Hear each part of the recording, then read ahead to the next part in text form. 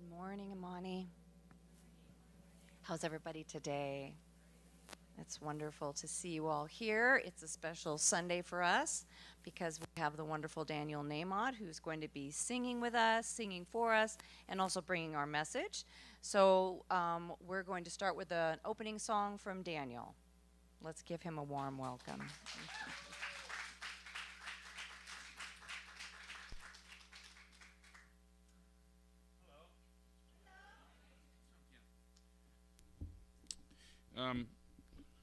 Those of you who were here last night heard me sort of scan 25 years of songs and records, and I touched on this one last night, and I thought we could sing it this morning together. It's relatively quiet, but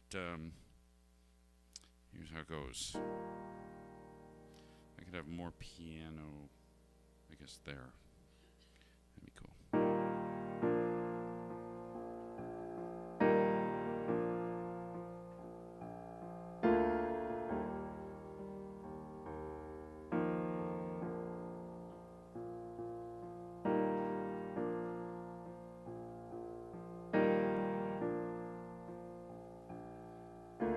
So, take a deep breath if you're inclined.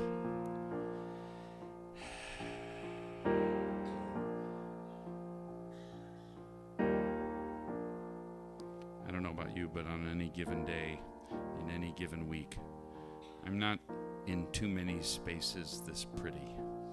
You don't walk into too many office parks or strip malls or rooms in general that feel the way this room feels. It's kind of an opportunity, it seems to me.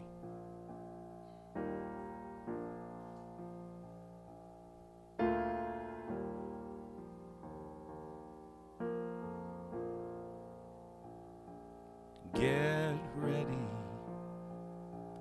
my soul.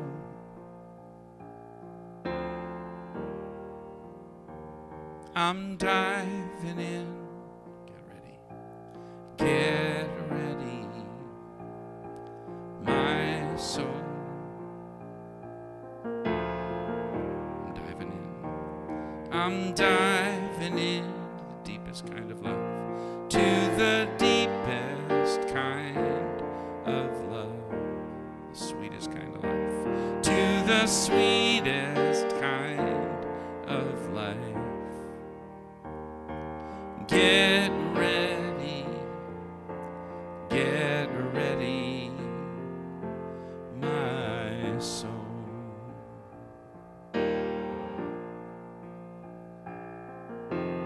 Everything I've ever done, everything I've ever seen, everything I've lost or won, everything I've ever dreamed has brought me here to the present moment, here to a new beginning here. And I'm seeing life so clearly now. Get ready, my soul. Diving in. I'm diving in. Get ready, my soul.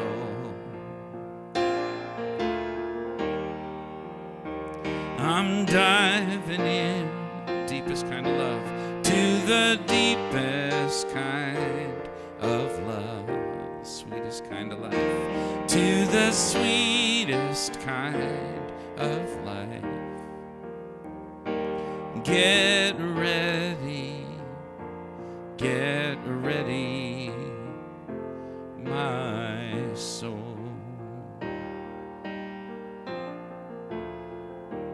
Get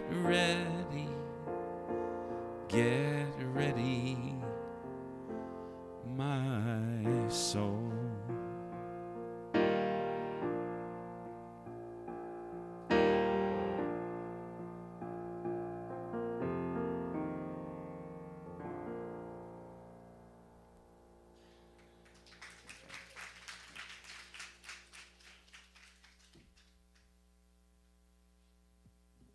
Thank you, Daniel. What a beautiful way to start.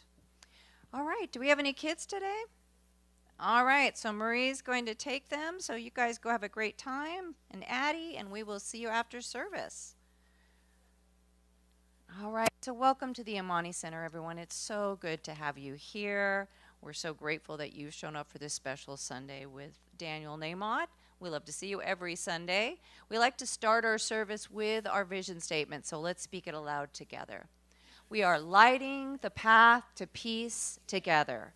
And so that is the way we show up here at the Amani Center. You, as part of our community here, are welcome to show up this way as well, doing this good work on the planet during this very interesting time. A little bit about who we are for anyone who's not familiar or maybe watching online. We're an open and inclusive spiritual community, and we know that there are many paths to the divine. So whatever path you are walking, we are just grateful that you're here walking it with us. We're happy to be here walking it with you, to give you a hand when you need a hand, to receive that hand from you. Daniel talked a little about this last night, that we show up in service to give, but we also show up to receive, and we have to be open to receive that help when we need to be lifted as well. And we are always a safe and welcoming space where you can show up just to fill your cup. If all you can do is show up and fill your cup and take a breath and listen to Daniel Namod or do some treatment or go through the meditation, do that, because we have to take care of ourselves, especially during trying times. We have a lot of other ways we'll be talking about that you can show up and do some more active work. Is there anyone here for the first time? We have a little trifold we'd love to give to you. If you're online and it's your first time and you'd like to receive that, just send us a DM or ask for it in the comments, and we'll be happy to mail it to you or make sure you get a copy. One of the ways that we live into our vision, into our mission, into our values here at the Amani Center is our Circle of Light, which is made up of our practitioners and our ministers, and we are here to do spiritual mind treatment, affirmative prayer with you when you need it, when you request it. And so I'm going to ask members of the Circle of Light to raise their hands so you can see who you can come to today. So Reverend Sherry and I are both here. We would love to sit down with you after service and just spend 5 minutes in treatment, help you bring in what you're trying to bring in, what's lighting up your soul, help you leave what needs to be left behind, help you through challenging times, or help celebrate your joy. Whatever it is, we'd love to take a moment with you afterwards. So just come and see us, tap us on the shoulder. We would love to do that with you. All right, we're going to take a minute and go through our announcements. It's our last Sunday in January, and our theme has been Rejuvenate and Reboot. And of course, as I said, we have the wonderful Daniel Namod here from Southern California bringing our message and music today. Next month, we'll be starting next Sunday, will be February 2nd, and we will have our wonderful powerhouse roundup that we have every month, starting on the 2nd with ministerial intern Lucian Baker, on the 9th, the wonderful Reverend Pixie DeFore, on the 16th, the amazing Reverend Donna Apadone, and then on the 23rd, our very magnificent, wonderful Reverend Sherry Wynn. So it's going to be a wonderful month. Our theme for February is Through the Eyes of Love. So show up for those. We're doing something a little fun in February called Anything Amani, and I'm going to ask Corinne to come up and just talk a little bit about what this is. I want to bring in some new folks, and we're going to ask you to give us a little hand with that. So I'm going to hand it off to Corinne. Thank you. So for the month of February, we are starting a marketing campaign. So we want you to bring your friends to Amani, and that could be any type of event, activity, class, but we'd like to share the love that we have with folks that really don't know about us or our spiritual community. So anything Amani, please feel free to ask your friends, family, and that includes kids as well, so we can bring new kids in. There's a little incentive for you to bring friends, and you can put your name in a raffle in the back, and we'll just have a little Starbucks gift card raffle at the end of the month. So hopefully we'll see your new friends here. Thank you. Thanks, Corinne. Yeah, every time someone new comes, a lot of times they'll say, oh, I had no idea this was here. And we are tucked back here a little, so it's our way to share Amani with our friends, neighbors, and everyone else. And here's a great way to share. This class is starting this coming week. The 4 agreements with the very wonderful Reverend Reverend Pixie DeFore teaching it. I believe the wonderful Reverend Sherry Wynn may be in the class. Yes. Yeah, me too. So you have 2 options. You have Tuesdays during the day at 1 o'clock here at the Amani Center, and then Wednesday nights we're going to do a Zoom class, and that will start at 6. It's an hour-and-a-half class. It's going to be a fantastic class. Get the book on your own. You can get it on Audible. You can purchase it. We don't have any book. We're really not bringing books in so much to sell anymore. And then sign up online. It is only $99. It's a great price. You can pay through Venmo or PayPal, or you can write a check today. Still room to jump in these classes. Lots of people have been signing up. This is the way to start your 2025. This is a way to get grounded. This is the way to walk through these challenging times in a purposeful, intentional, above the fray kind of way versus down in the mud, feeling every punch and just being so taken down by it. I mean, I'm not suggesting that we're not going to feel some stuff or go through some stuff, but we get to choose how we do that. And being intentional and using these 4 agreements is a transformational way to show up during difficult times and easy times, all the times. This is, if you can learn these 4 things, even if you pick up 1 or 2 of them, it will transform your life if you start practicing. So I encourage everyone to jump in on this. Full moon gathering for February will be on the 12th at 6:30 right here. Meditation, journaling, ritual, connection. Nicole does some fantastic breath work and meditation. So show up for this. It's a love offering basis. These have been really just lovely events, and we spend some time talking about what comes up for people. We really talk about what's going on with the moon so that you have a little understanding about why you're acting crazy, or your kid's acting crazy, or dog's acting crazy, or whatever. Someone, it's going to get someone. So, and then how to use the full moon energy to uplift rather than just get knocked down by it. Okay, drum circle is going to be the 14th. Sorry, that slide's a little dark for some reason. That's the 2nd Friday of every month. So show up for drum circle. That's a wonderful time. It's a great way to raise the vibration. I always leave drum circle feeling energized and kind of cleared out. Like when you're drumming, you just release some of the stuff that you don't necessarily want there. All right, our big fundraiser for February is going to be one of our food fundraisers. It's called I Love Spaghetti, the all-you-can-eat fundraiser. That's a true story, by the way. It's going to be $15 for all you can eat. It's a great chance to bring the family out to have a great meal. And I believe we're going to do a little karaoke with this one, so that makes it even more fun. We had a great bingo fundraiser the other night. Thanks to everyone who showed up for that. So we're just going to have fun ways to get together and make a little money for the center, but also be in community, have some fun, share a meal together. So put this on your calendar. We will be looking for donations of spaghetti, sauce, bread, whatever you would like to bring, salad. That helps us put more money into the donation basket so that we're really funding all the things we want to do here at the Amani Center. Teen Playdate is coming up February 21st. That's a Friday night. That is always the 3rd Friday of the month. Tell the kids that you know the teens, they have a great time. This room is filled with energy and fun, and parents come and have a great time too. So share the word on that. It's something really that's going excellent here at the Amani Center. Potluck Sunday today. Stay for lunch after service. We always have plenty of food. Even if you didn't bring something, please stay and again, break bread with us and just enjoy some time together.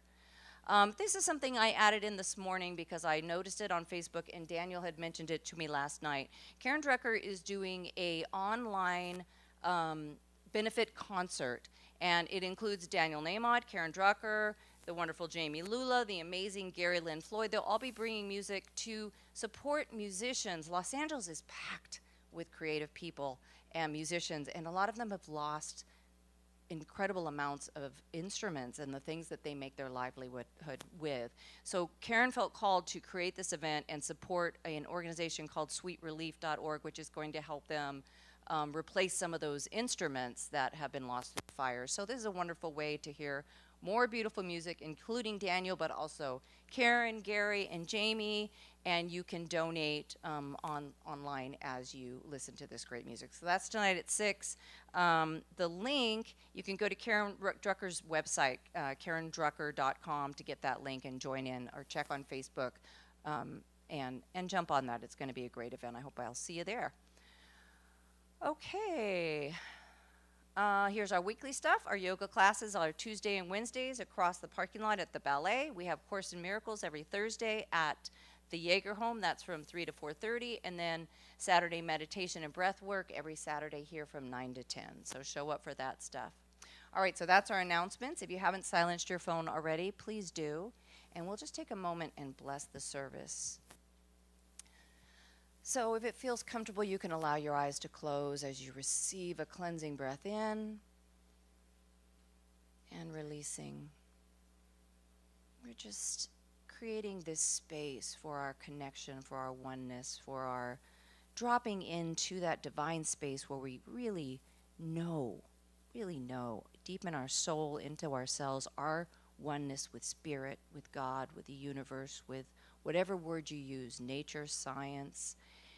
And from this place of oneness, we know we are uplifted, we are guided, we are held, we are filled with joy and abundance and kindness and compassion and all that we need to walk through this life in our purpose, in our dharma, in our most high vibrational way to be of service and to receive service from each other. And so I know today's service unfolds divinely, easily, beautifully. The music drops in just when you want it. That our speaker is speaking from his heart, his connection, as well as bringing that music. All of our practitioners, our ministers, all of our volunteers are showing up as their divine selves, whether they're bringing the sound or the live stream or had cooked some food this morning that they've brought to share or help set up. Whatever piece you bring to this center, this is how we do it. We are an independent center, and I'm just so grateful for everyone who shows up. So I know today unfolds divinely. I know everyone who needs to be here is showing up right now, whether they're online or even if they're watching later, and they're receiving exactly what they need to receive, just as they bring their energy and bless the rest of us with the gift that they bring. And so I'm so grateful for the truth of this. I'm grateful to know that this is how it works. This is how the law works, and that all is truly well. And together we say, and so it is. Thank you, Daniel. That was lovely. All right, I'm going to bring up Reverend Sherry to do our affirmation today.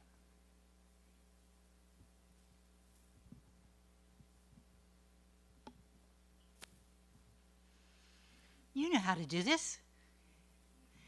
So you just be intentional. Say it with your real big, just intentional. Say it with enthusiasm the first time. The second time, take it into a whisper. And the third time, if you'll just join me while I say it. Today, I choose to see and celebrate the beauty right before my eyes. Today, I choose to see and celebrate the beauty right before my eyes.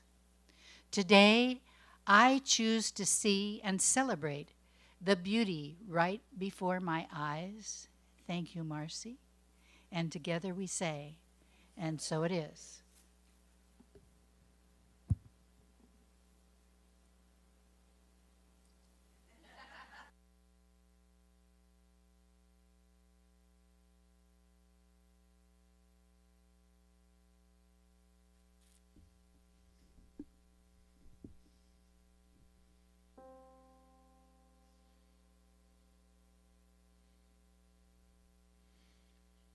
A simple, silent prayer,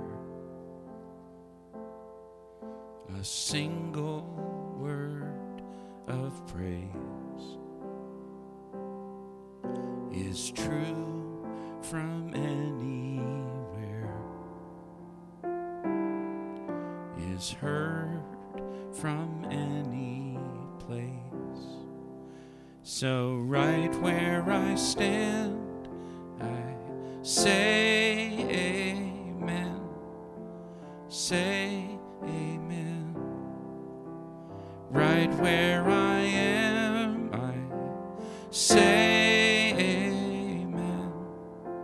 Say amen.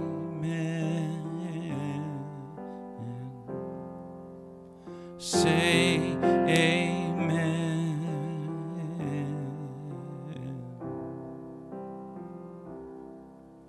The longing of my heart will always be enough. My word will travel far on wings of sacred love. So right where I stand, I say amen.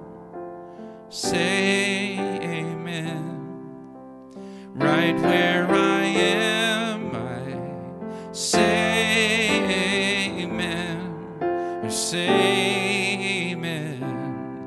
Right where I am, I say amen. I say amen. I say amen. I say amen. Amen.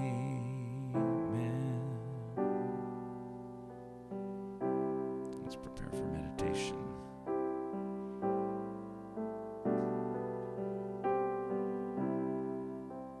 Amen.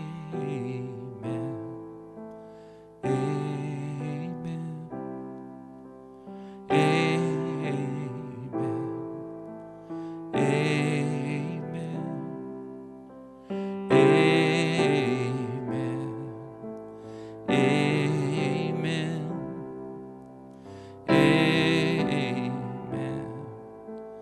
Amen.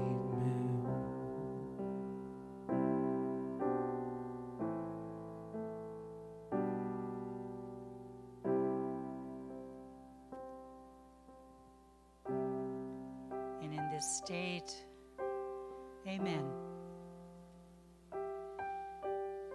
The yes, we know that what we ask for is granted. And today, let us meditate on the sacred life that lives in all places and all people and all circumstances. As we dive deep into the interior of our own sacred self, watch your breath and say quietly, thank you for this sacred life. Thank you for this sacred life.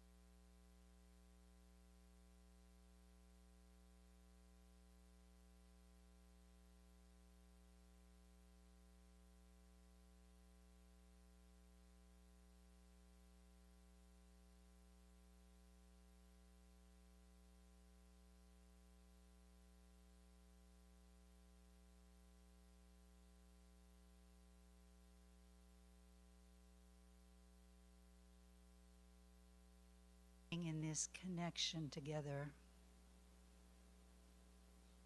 I'd like to offer up an affirmative spiritual mind treatment. And if you will, bring to mind what you would prefer to be. How you would prefer to live. What message your consciousness wants to bring to add to this universal life that lives everywhere, present in all things. And so, anchored in the message of unity, of love, of light, of this universal goodness, I declare that all of us are capable, able, and ready to show up in our magnificence with kindness and compassion and steadiness. We become the living message of love and light. And we do this with millions of others as we bring in the new, the beautiful, the wonderful, the celebratory, and let the other drop away from us, standing like candles, bright and beautiful. And I know that this is the truth of every person everywhere. And I say thank you for this, knowing it is done in kind, with generosity for everyone and everything. And so I say thank you, and together we say, and so it is.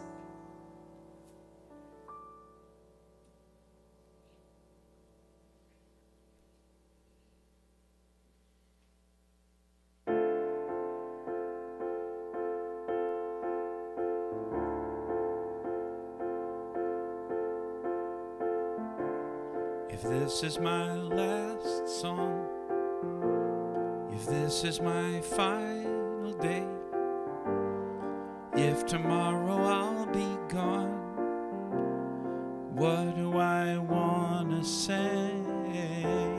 If this is my last song, if it's my time to go, when my body's moved on, what will I have to show? Oh, but fortune and fame, they scatter to the wind. The things that make a name just don't matter in the end. But is the world a little more peaceful? Oceans and skies a little more blue? Is humankind a little bit wiser about the good that we can do?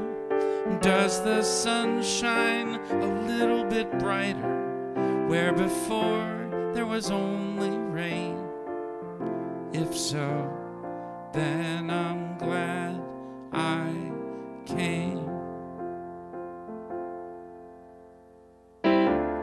If these are my last words for all of the earth to hear, if all that I have ever been is about to disappear,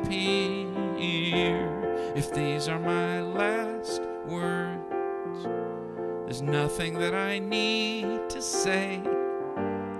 I have only tried to serve.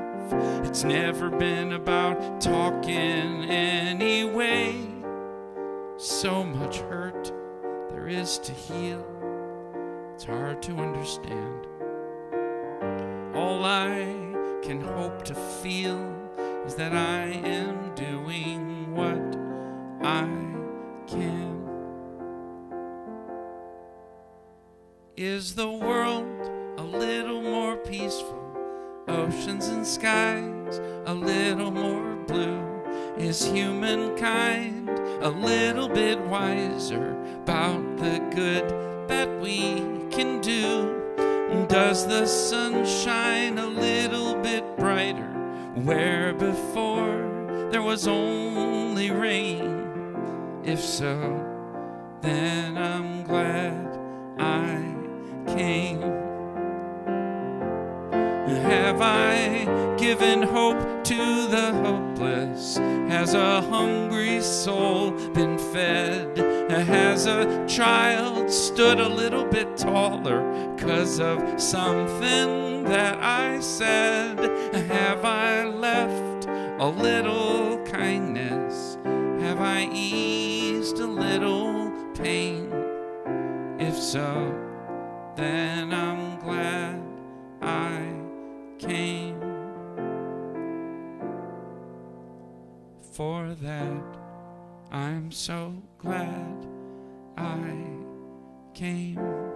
If this is my last song, what do I leave behind? What do I pass on if I am out of time?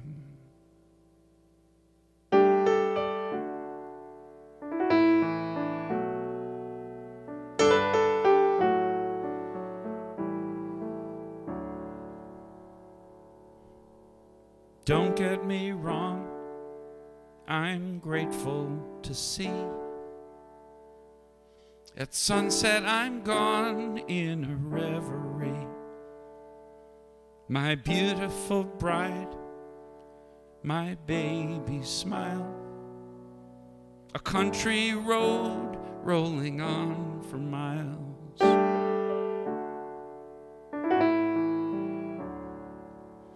But sometimes my eyes discourage instead, blurring the vision I have in my head. A dream I'm after fades further from view till only the obstacles look true. And lately I wonder if I were blind for a day, where would I go if my heart led the way? Would I see more than the doors that have closed in my face? If I were blind for a day.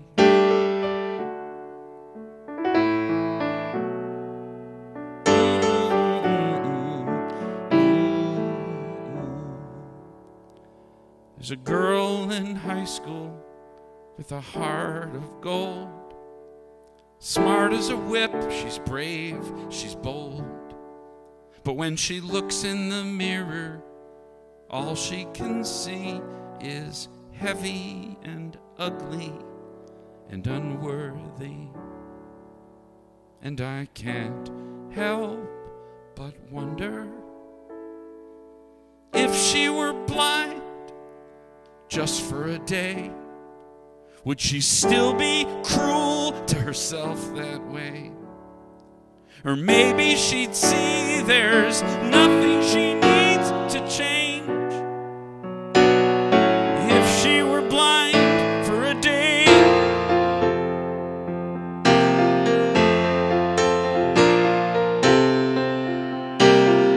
Blind for a day.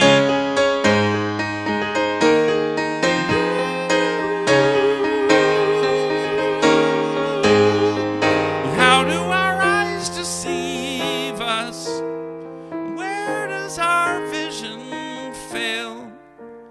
Whether parent or teacher, policeman or preacher, we see what we think we'll see.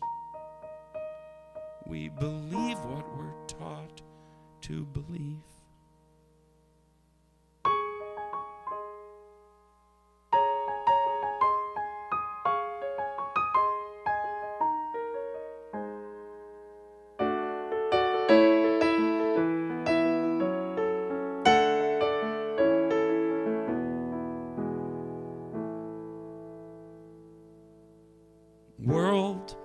fire, world afraid.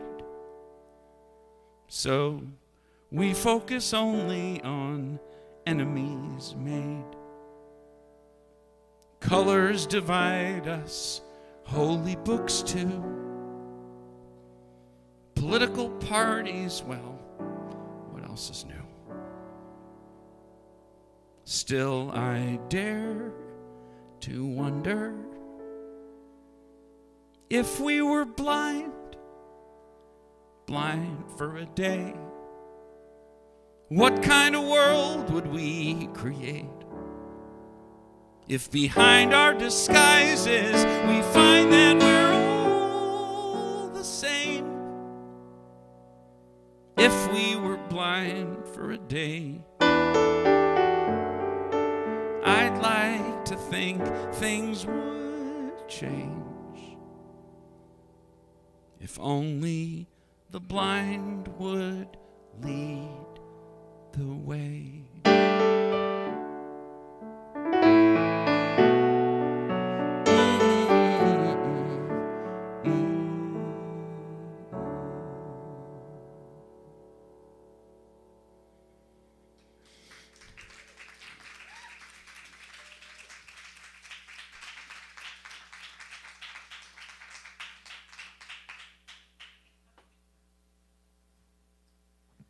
So the subject of today, just a few minutes of talking, which is difficult for me to stop once I start, so we'll see how this goes.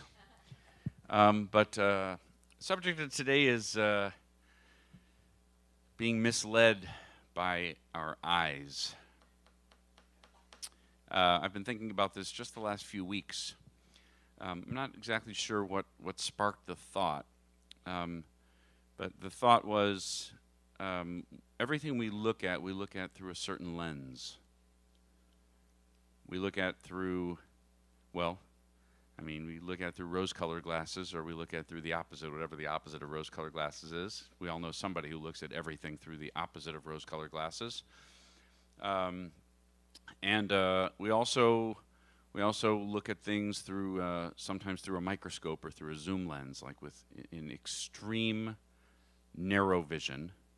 And then there's other things we look at in giant wide angle without seeing any of the details. So for example, if I never ever watch the local news, ever, but every so often I'm stuck, like, you know, like in the hotel lobby this morning, they're playing the local news. No idea why, but okay. So they're playing the local news, and there was a crime somewhere in town. Well, that's clearly a microscope look at the city of Sacramento or wherever it is. So it's a single crime, and I'm to watch it, and I mean the network hopes that I keep watching, presumably. So if it's just, you know, not to minimize, but if it's just a kidnapping or a breaking and entering, that may not be that interesting. But if they can paint it as a dangerous and disturbing trend, then I'm probably going to keep watching, and my stomach will clench, and I'll be riveted to the screen to find out exactly how fast the sky is falling and when it will hit the ground. So I'm looking through a microscope at a small, specific situation. And if I'm not paying attention, which I'm usually not, I'm not going to realize that I'm looking at only one small, specific thing. But my mind is, whether it's being coached or coaxed to, or whether it just naturally does, my mind is drawing broader conclusions from this one small story. So if I'm watching that small story and I can actually snap consciously into, like, being aware that this is a microscopic, specific zoom lens look at a specific event. If I can do that, I can imagine zooming out and looking from a wide-angle lens and thinking, yeah, but I drive through neighborhoods all over the city all the time, and there aren't people breaking and entering everywhere. So maybe, at the very least, I don't need to sit here panicking, you know, like in a slow boil of despair or anger, that the microscopic in that case might not be serving me all that well. All right? So there's that. Then I might see a report, released by some climate organization that says the temperature of the Earth has risen 1.1 degrees, and we're all going to die from it. Unless, there's always an unless the nations of the world come together and make a long-term decision in everyone's best interests. And I'm thinking, well, yeah, why would you even waste your oxygen on that sentence? That's never happened. So in that case, I'm looking at a wide-angle story. I'm looking at like a statistic that from any one point on Earth, I cannot possibly be aware that the Earth's temperatures are rising, because some places it's colder, in some places it's warmer, some places it's drier, some places it's wetter. This year, I don't know, actually, I forgot to ask my wife last night whether we got any rain in Southern California last night. There was a tiny little drizzle, like God was drooling on the plane last night or yesterday afternoon when we left Long Beach. And that if there was a little bit of water, that was the first few drops of water that have fallen out of the sky on Southern California in literally 7 or 8 months. Not a drop.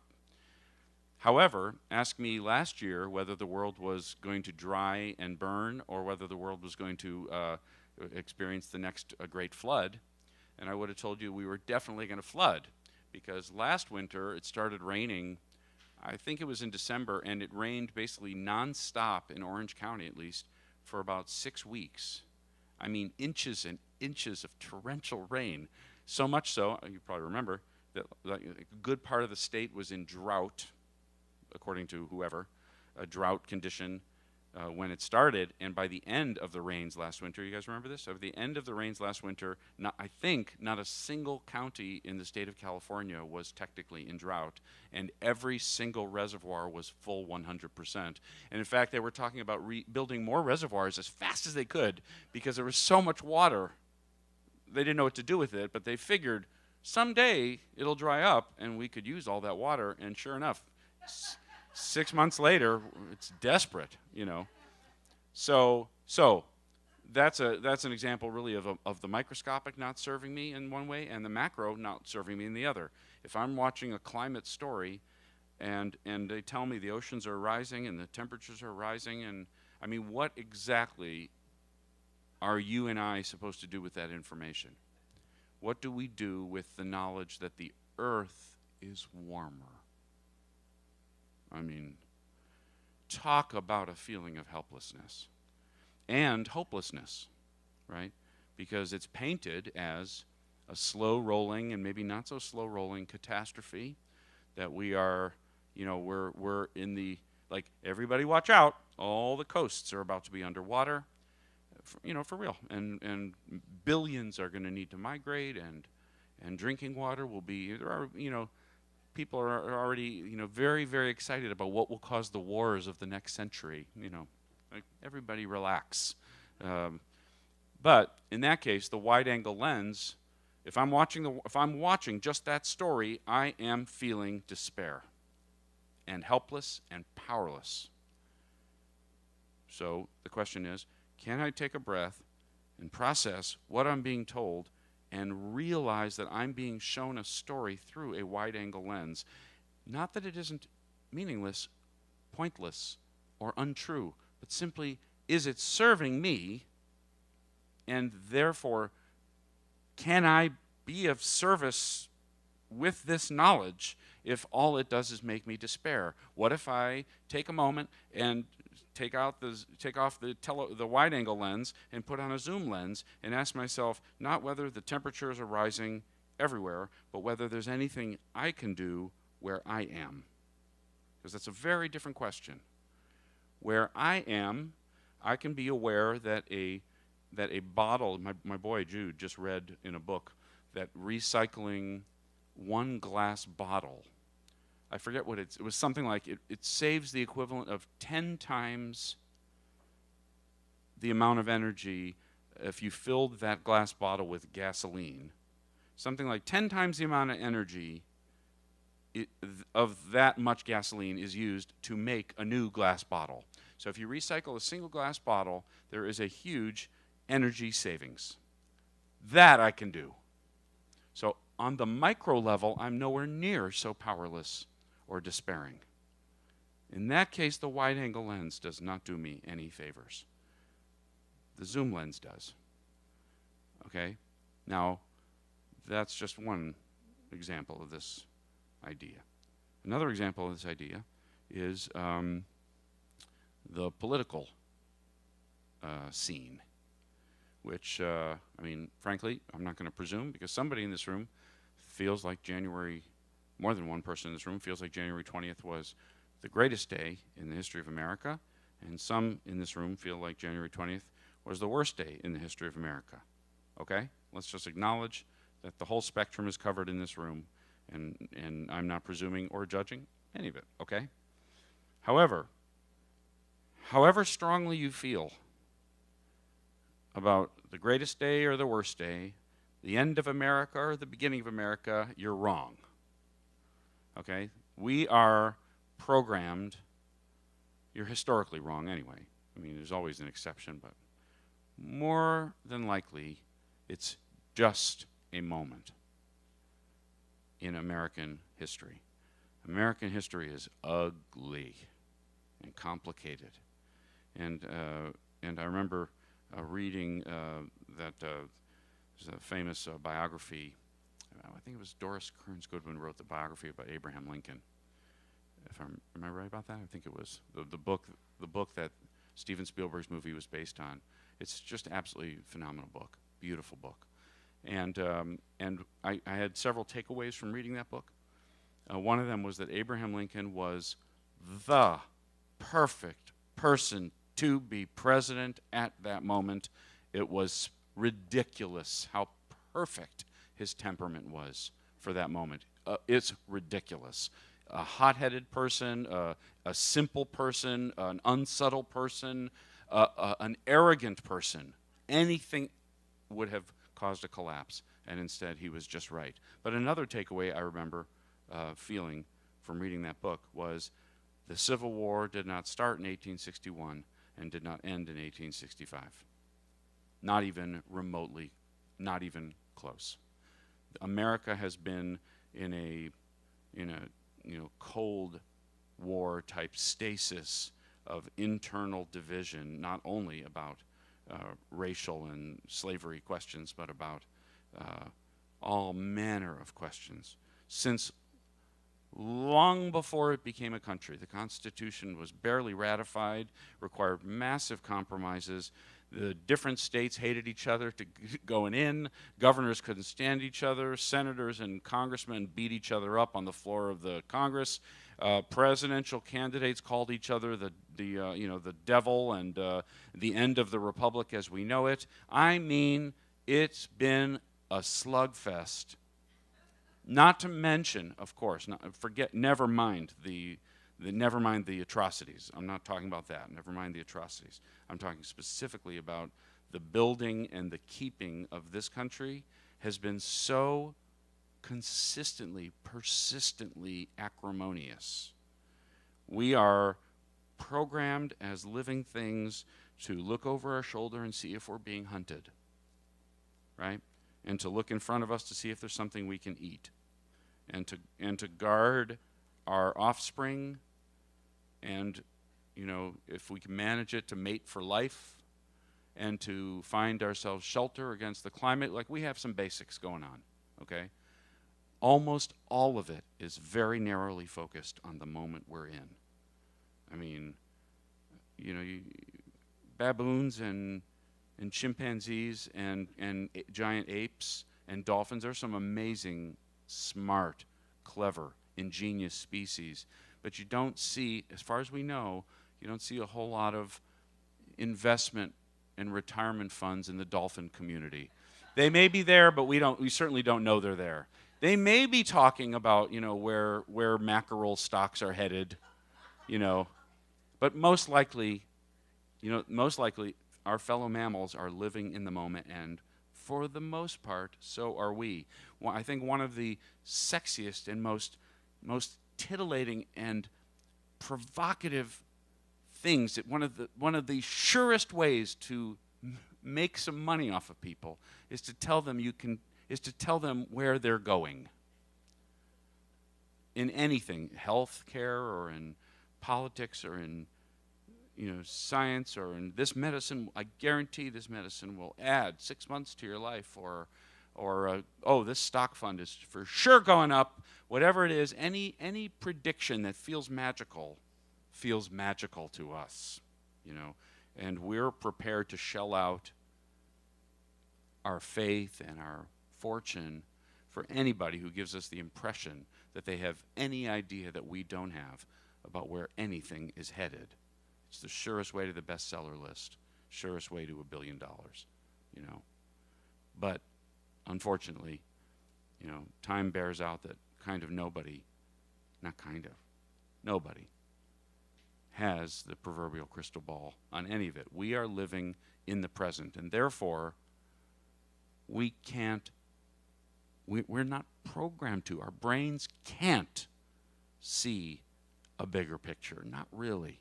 We can read history books and say, like what I'm saying about, I had to read 600 pages to take away that one sentence, that the Civil War didn't start and the Civil War didn't end. And it's, not just about slavery, about the role of a federal government, the rights of the states, the rights of the individual. These were fights that were being had about what America was and what it was about, and what it was meant for, and what will keep it. These are questions that have never been answered and still have not been answered.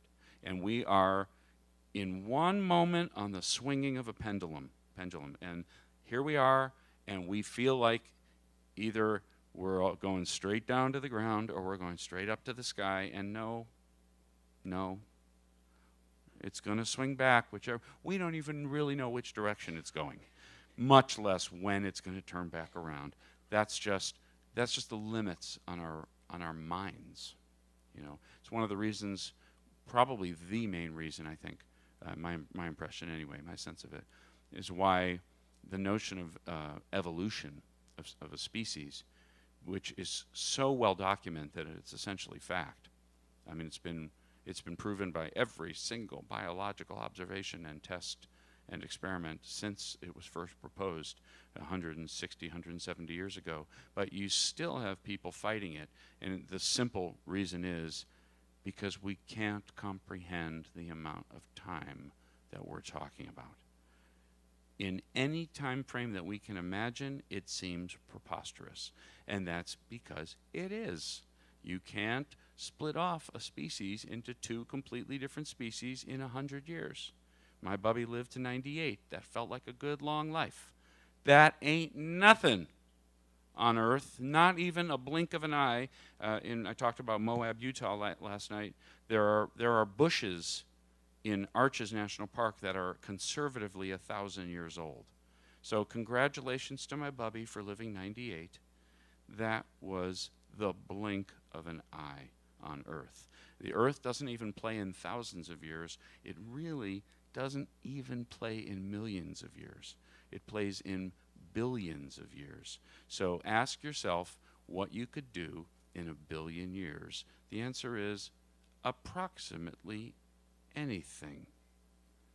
If you start with grains of sand and you give yourself 1 billion years, you could build the Eiffel Tower life size out of grains of sand, because 1 billion years is a long, long time.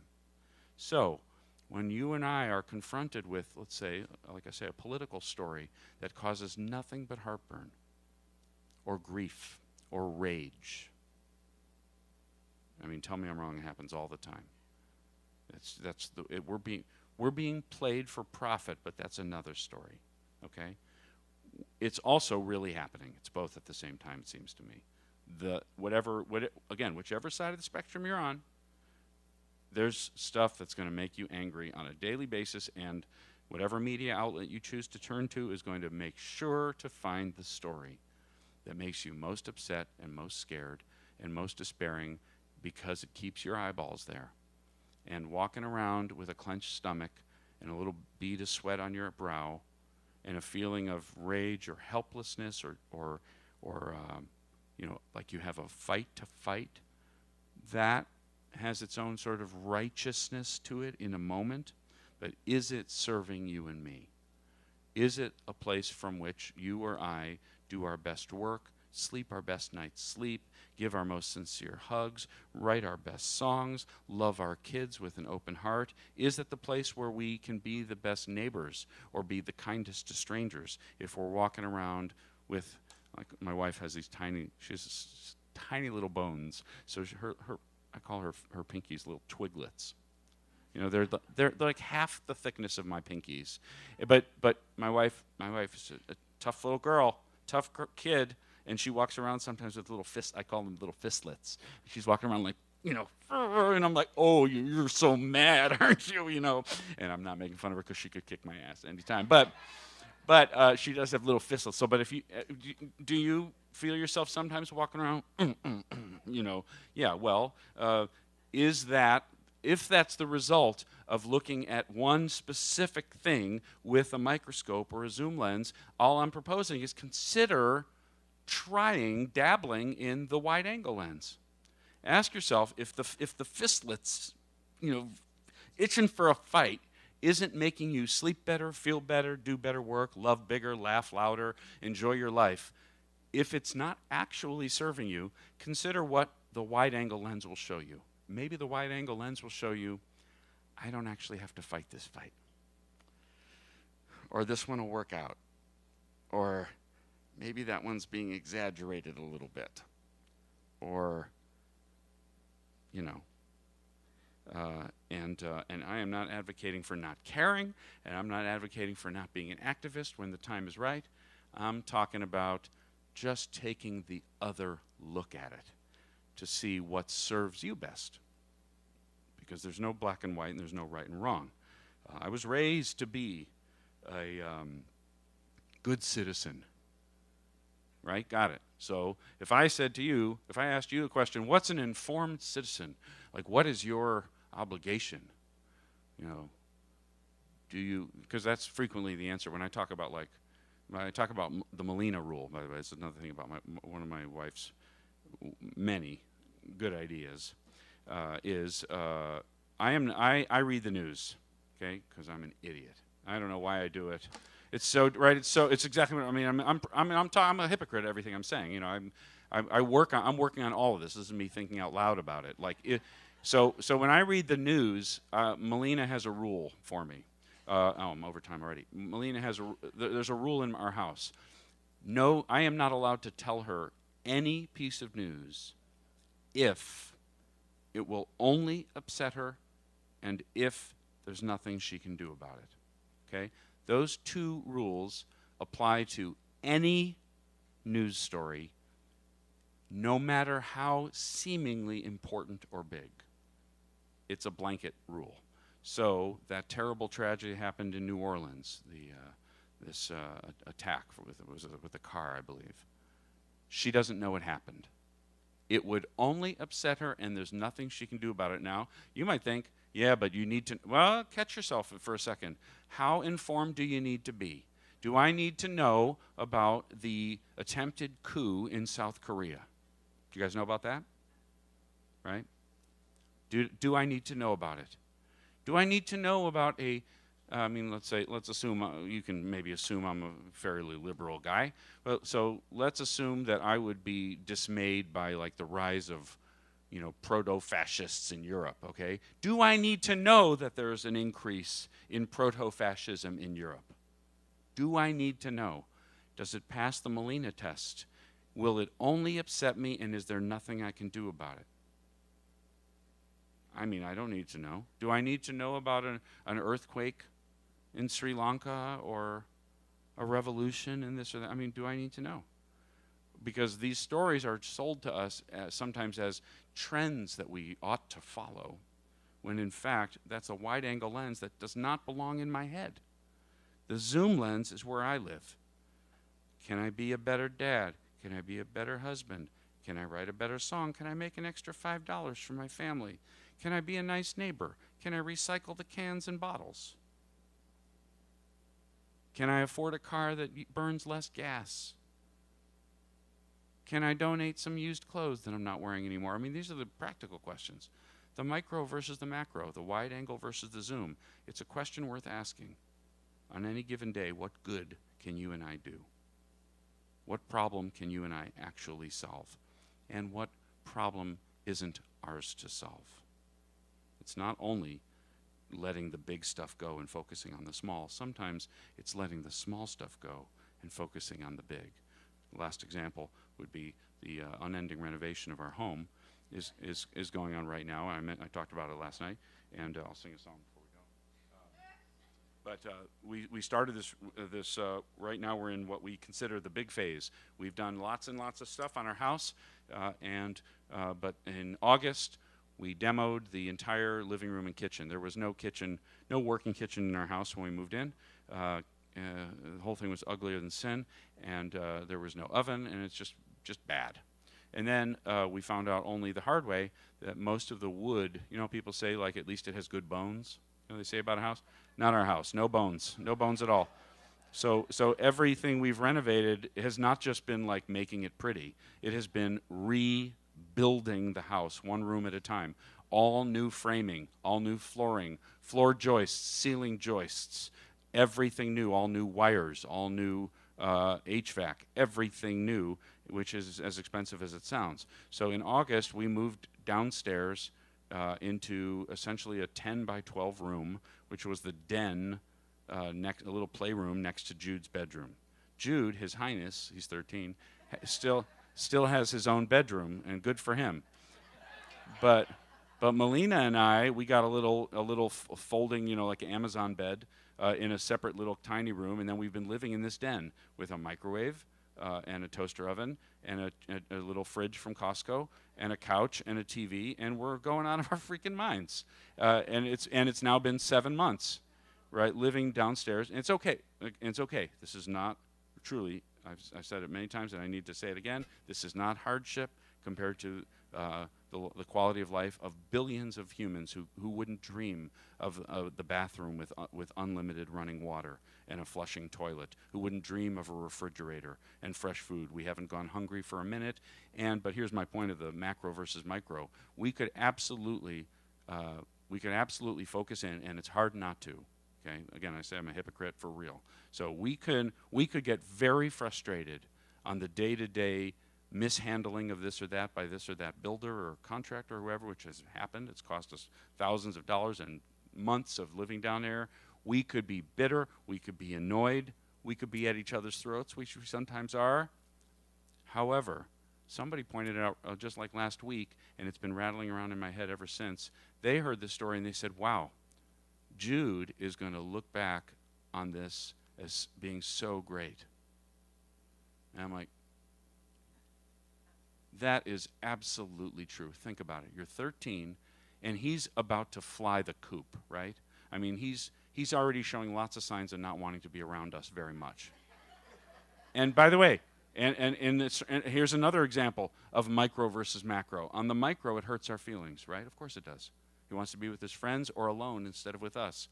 The big picture, what more could two parents want than the normal development of their child, whatever we call normal, that he's growing up and separating the way a kid ought to. This is a great thing.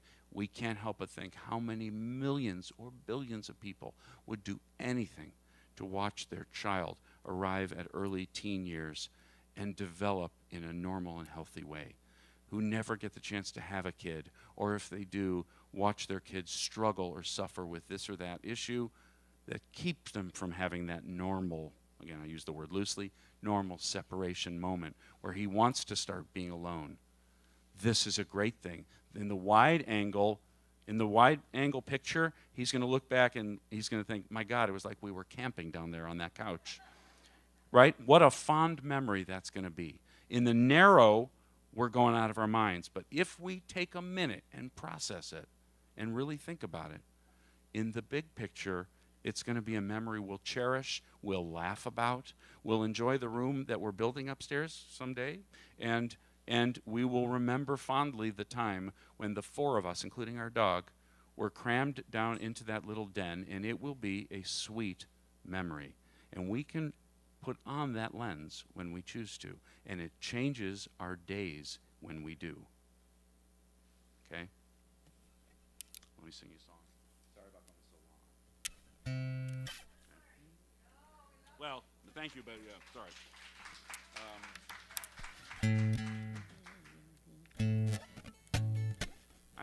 I always enjoyed this little song, and it's fairly chipper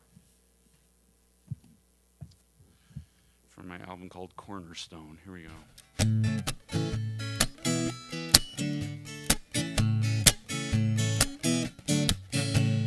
Just when I thought all hope was gone,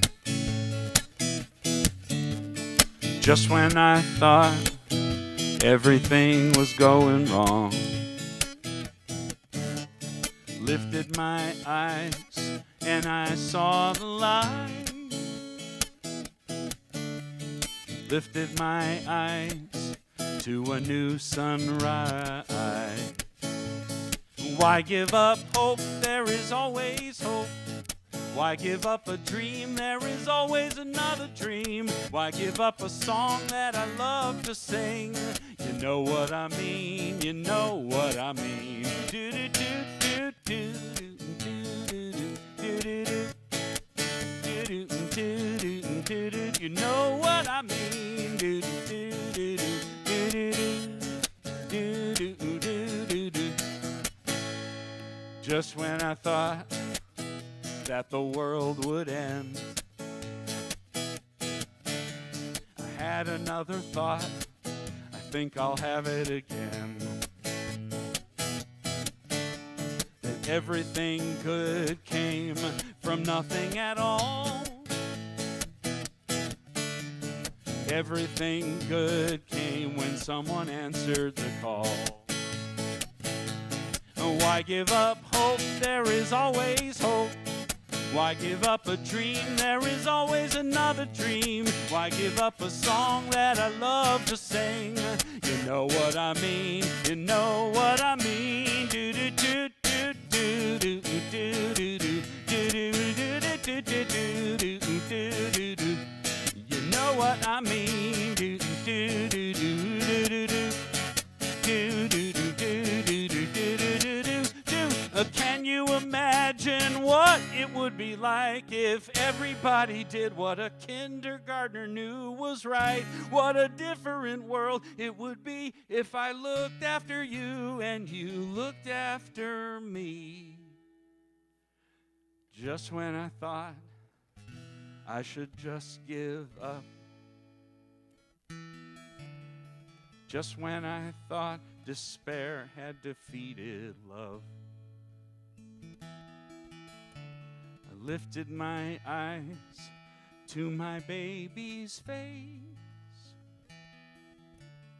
Well, look at those eyes, yeah, that's what I call grace. Why give up hope? There is always hope. Why give up a dream? There is always another dream. Why give up a song that I love to sing? You know what I mean, you know what I mean. Why give up hope? There is always hope. Why give up a dream? There is always another dream. Why give up a song that I love to sing? You know what I mean, you know what I mean. Do do do do do do do do do. You know what I mean. You know what I mean.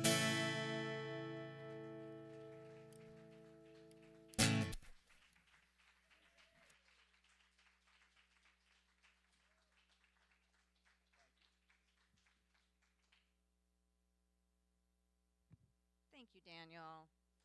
All right, now it is our joyful time of giving. So this is an opportunity to support the Amani Center with our gifts and ties. As I said, we're an independent center. we're so grateful for whatever you're able to share with us. There's some ways up on the screen how you can give digitally. These cards are also in the white seat backs. You can use these. We really appreciate anything you can give. And so we're going to pass the baskets, but first I'm going to let Reverend Sherry sort of bless what you're giving before we pass those. So one more round for Daniel, please. Thank you. And make sure to stop by his table after. But right now, let's just be in that place of recognizing that we are recipients of a generous, universal giver that gives through us. And so, thank you for your generosity. Thank you for your kindness, your service, your willingness to show up. And I know that every way that you desire to unfold happens by you showing there's a fearless way to let the universe work through you. Excuse me. And so with gratitude I say thank you, and so it is. Oh yeah, let's joke here first. And you're going to do some more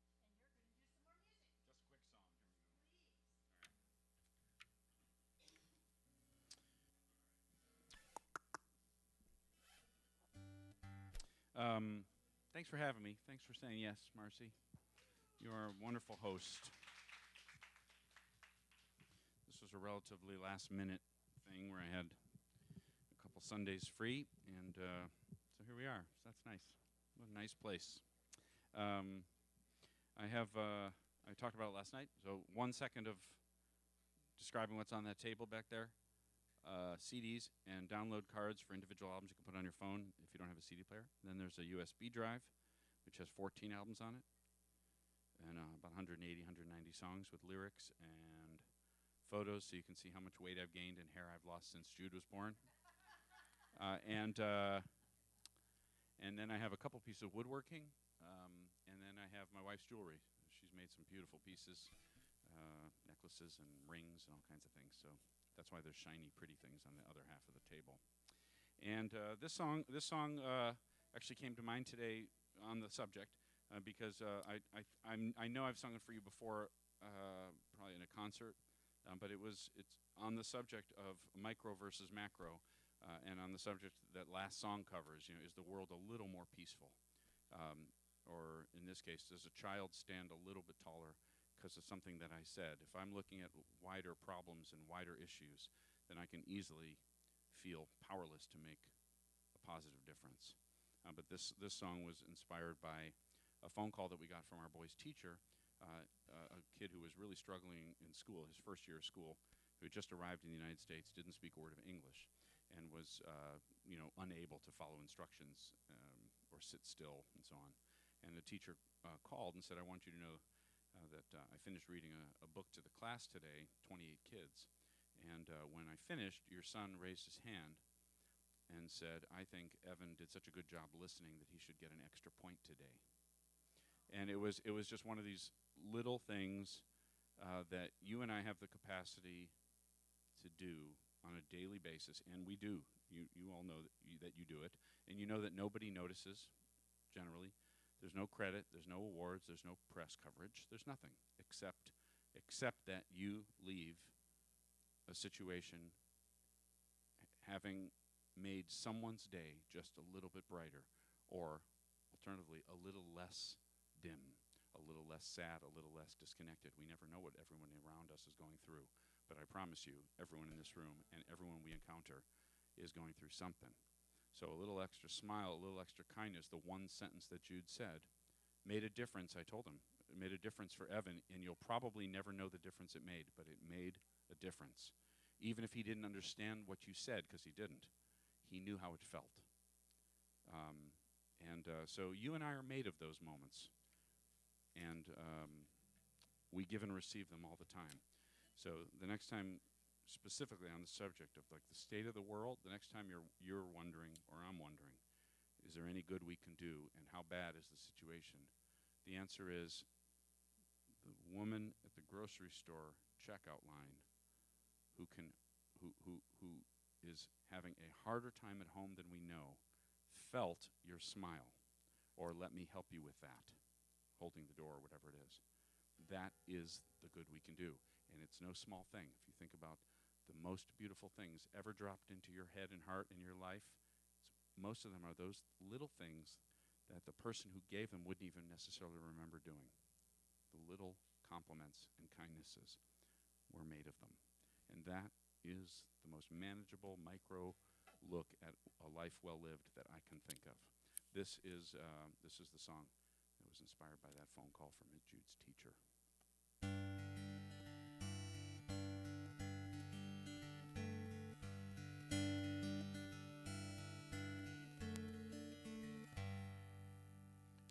Lately I've been thinking about what motivates me to give a couple dollars to a stranger on the street, to hold the door, carry groceries, help a neighbor in need.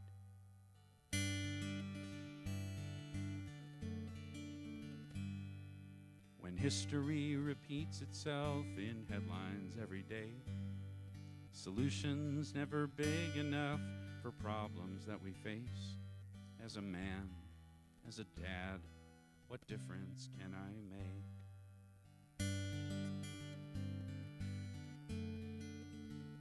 'Cause I know better than to think I'll be remembered for a favor or a quarter or a smile. Oh, but maybe before I return to sender, I can do one thing worthwhile. So I'm gonna try to raise a kind child.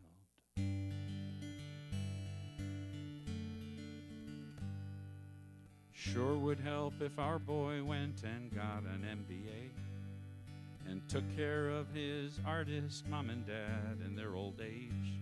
But let's face it, Wall Street probably isn't in his DNA.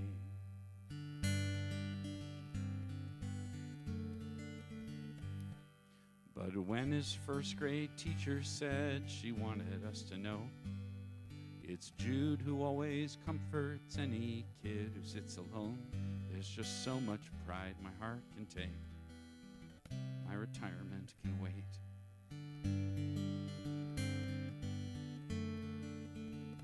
'Cause I know better than to think I'll be remembered for a fortune or a pension or a prize. Oh, but maybe before I return to sender, I'll have done one thing worthwhile. So I'm gonna try to raise a kind child. I don't want him to think the world is his to save. It's too much pressure anyway, it can't be done. I don't want him to think he has to be a saint, 'cause the truth is saints don't have any fun. Mostly I just hope my boy, you'll come to understand. No 401k or GPA can make a happy man. It's having roots, doing good, helping out where you can. So put down roots, do some good, take somebody's hand.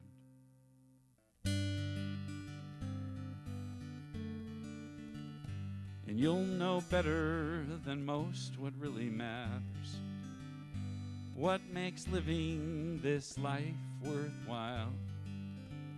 And there may come a day your own kids will remember how their granddad used to say with a smile that he raised.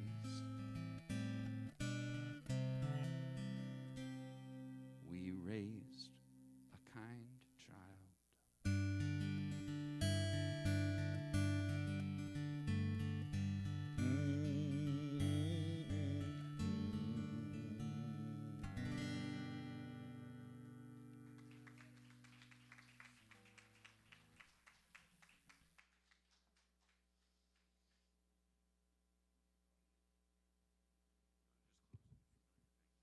Okay. Oh, actually, I think we took the slide out. That's all right. Okay, I think we're ready for the kids. Want to bring the kids up? All right. That's okay. Right.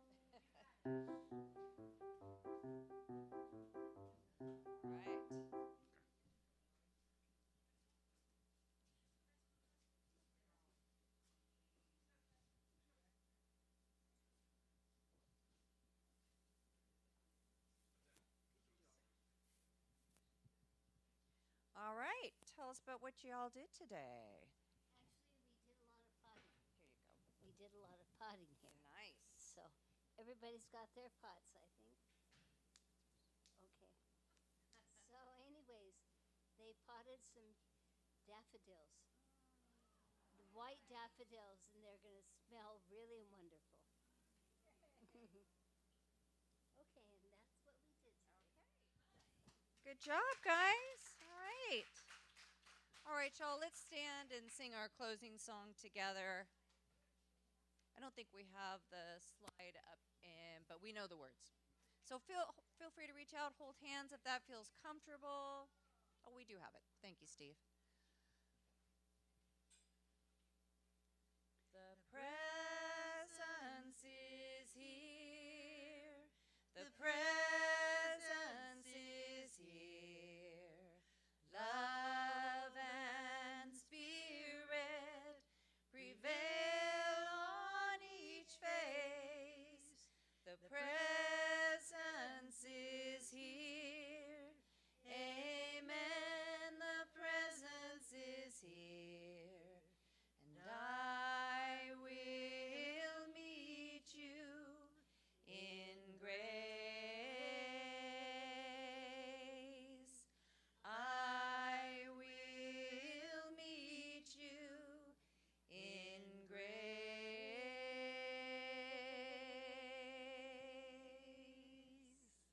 And let's carry this message that was brought to us by Daniel today. To do your best to stay present with the kindness in yourself. Thank you. All right, and so it is. Don't forget we've got potluck, and then check out Daniel's table. See some of that beautiful jewelry that his wife makes. Thanks all for being here.